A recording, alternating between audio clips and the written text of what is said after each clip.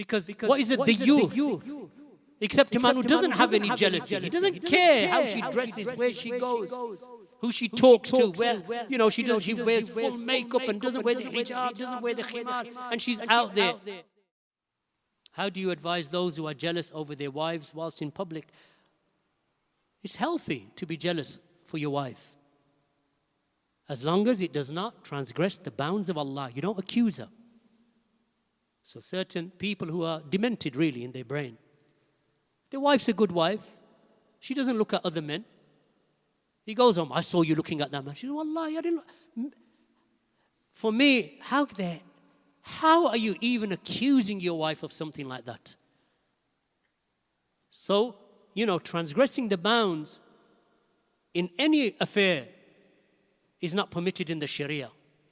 Keep within, your jealousy should be within bounds. You don't start accusing your husband. You don't start accusing your wife. The man's not looking at anything. I saw they were beautiful women. I know you were looking at them. Oh, Wallah, I wasn't looking at them. Allah told me to lower my gaze. I'm lowering my gaze.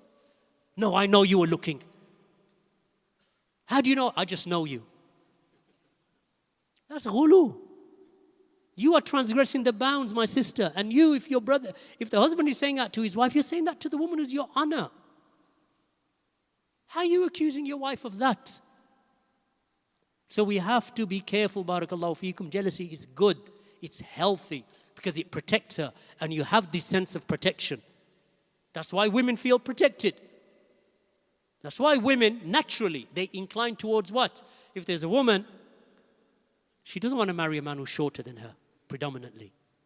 Because women normally incline towards, so if she's short, she'll marry a man who's just 2-3 inches taller than her. Has to be a little bit bigger than her. Because that's what women, that's what they get attracted with. That's what they, gravitate towards. Someone who's stronger, someone who can provide for them, someone who can look after them, someone who's going to be jealous for them. Because what is it? The youth. Except a man who doesn't have any jealousy. He doesn't care how she dresses, where she goes, who she talks to, where, she wears full makeup and doesn't wear the hijab, doesn't wear the khimar, and she's out there. He says, it's all right, love you. Free country, That's it, the youth. That's the one who has no jealousy for his women. So Islam and our nature as men, if someone looks at your daughter, someone looks at your mother, someone looks at your wife, astaghfirullah, Allah guide him. A'udhu billah. That's how you feel naturally. Of course, we're not going to go to the extent someone looks at your wife and I'm going to go and beat him up. No, if he's a Muslim, you can advise him, ya akhi, lower your gaze, akhi. No harm. As a brother, you say, lower your gaze. When the man came to the Prophet ﷺ and he said, Ya Rasulullah, allow me to fornicate. So the Prophet ﷺ did not become angry with him and severe with him. He said, come here. And he took him into seclusion. Would you like someone to fornicate with your mother? He said, no, Ya Rasulullah. He said, others don't like that their mothers be fornicated. And he went through and you know the narration.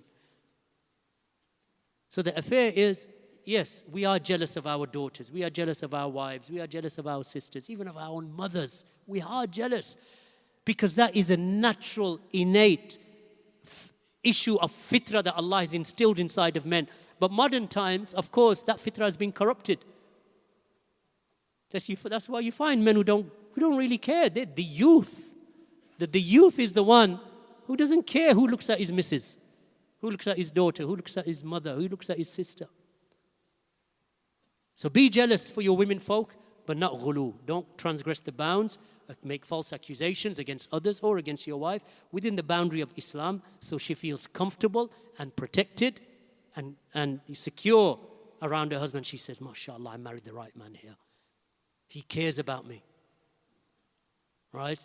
And there's things, when I was growing up, just as a side point, as I was growing up, in the 70s and 80s, and I was always told, if you're walking with anyone from your family, like your sister or your mother, you walk on the outside closest to the road, and she walks on the inside closest to the houses or the wall.